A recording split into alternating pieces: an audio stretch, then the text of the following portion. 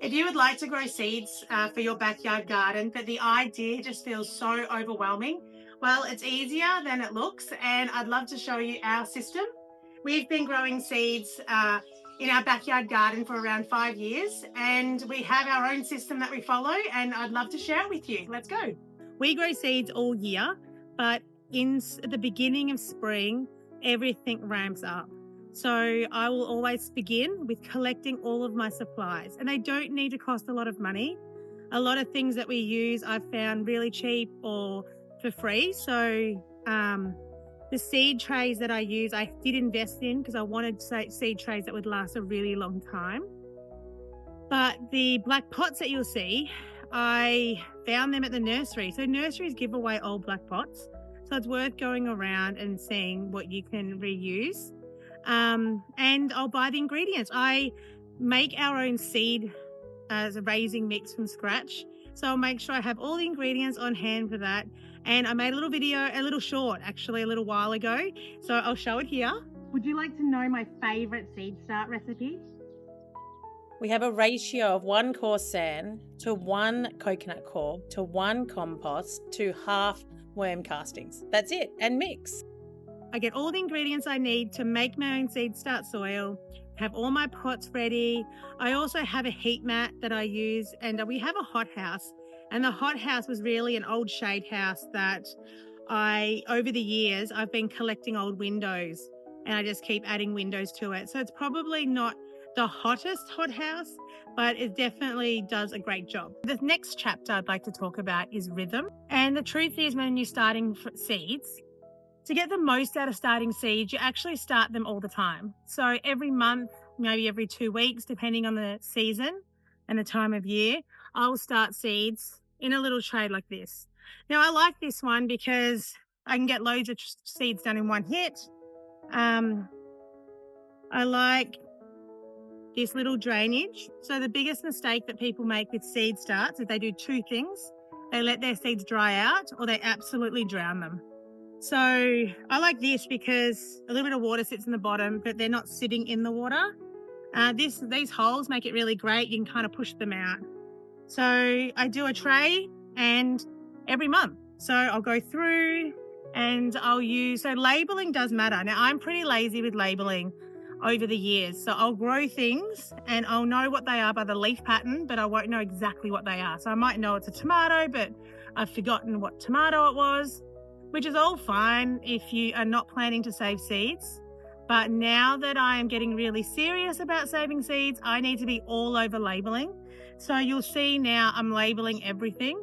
And I label with whatever I have on hand. But just this season, I've got some old spoons and I'm just using pencil. Old wooden spoons, I'm using pencil. But I just tend to use all different things. That whatever I have, but I'm making sure that I'm labeling properly, because this season I really want to level up my seed saving stuff. So I fill these up with soil, I label them, I work out what I want to plant, and I plant the seeds. So a big seed, you'd plant really like the size of the seed deep. So the bigger the seed, the deeper it goes. The smaller the seed, the shallower it is, right? You plant it up near the top.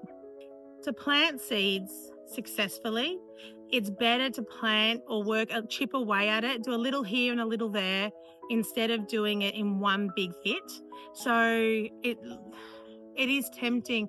So I think I've got 5 or 6 of those colourful trays, and it would be tempting in spring to do all of them, but it's actually better to space them out. So I always have a rotation, and I just do a little here and a little there, and then I start to move through all the seeds I need to get done.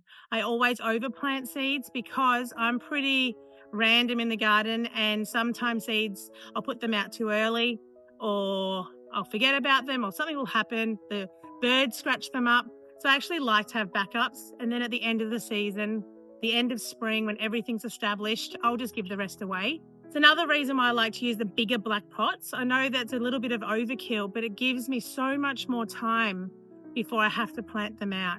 So it creates resiliency, and it allows me space and time, and just takes the pressure off. So it's all about following the rhythm, taking the pressure off. You chip away at it, you do a little here and a little there, and then when it comes to potting up, so you'll notice in the seed trays, that they'll sprout and it'll be ready to pot them up. So then as I notice they're ready to be potted up, I'll just start potting them up and I'll pop them in the hothouse. They can continue to grow there. Those big black pots that they're in, they'll be able to grow in those for quite a while. So I have time and space to flip the beds in a rhythm that suits our family best, and I'm not being pressured. And I think that's really important when you're growing food long term, is it needs to be a really fluid, flexible, enjoyable process. Chapter 3 is flipping beds and filling gaps. And your seedlings have started to grow and it's time to move them out into the garden. So what's that look like? Well, it really can happen in 2 different ways. So throughout the year, you'll find that sometimes gaps will open up in the beds. So that's when you would go out, you'd grab your seedlings that are ready to go out. So sometimes seedlings can go straight from the seedling tray into the gaps in the bed. Sometimes you'll pot them up, especially in spring. I do tend to pot up a lot because my beds are full and it gives me more time. And so you start to fill the gaps. You see a little gap. Now, filling gaps is better for the bed because that green leafy layer is protective of the soil, which is healthier than bare soil. So we fill the gaps throughout the year, and then those things grow through and we get a consistent supply of whatever we're planting. Gap fillers are really good. Like I always think of things like lettuces, radishes. Radishes I direct sow. So I guess there's 3 ways to really put stuff out into the garden. You can direct sow seeds, so things like radishes, beans, corn, they direct sow really, really well.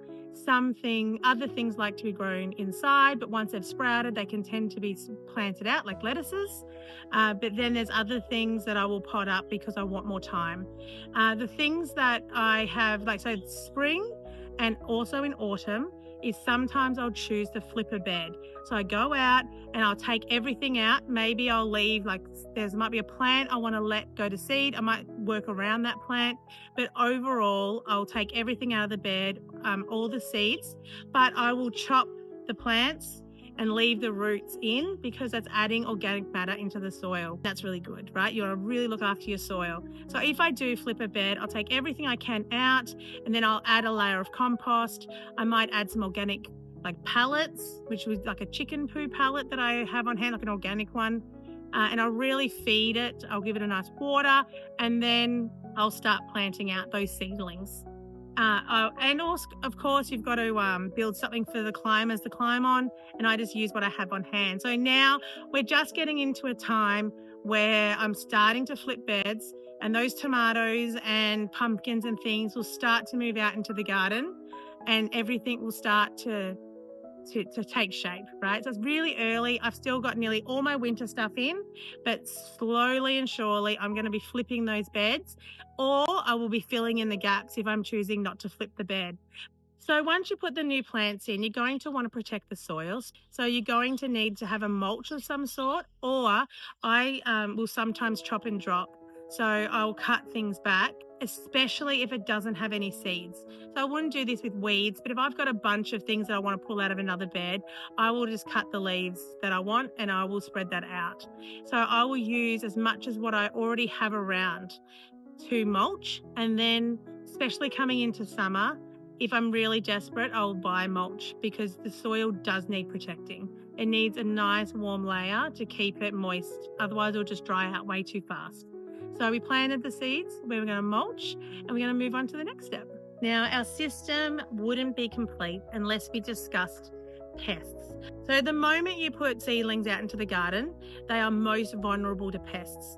I remember when I first started gardening, how disheartened I was when I'd plant out a whole garden bed and overnight a pest would roll in and take the lot. Now, at the time, I had no idea what I was dealing with. And over the years, I've started to figure out a collection of the pests that I have on our property, and the pests you have on your property will be different. I even know that people that don't live far from where I am have a completely different set of pests that they're dealing with where they are.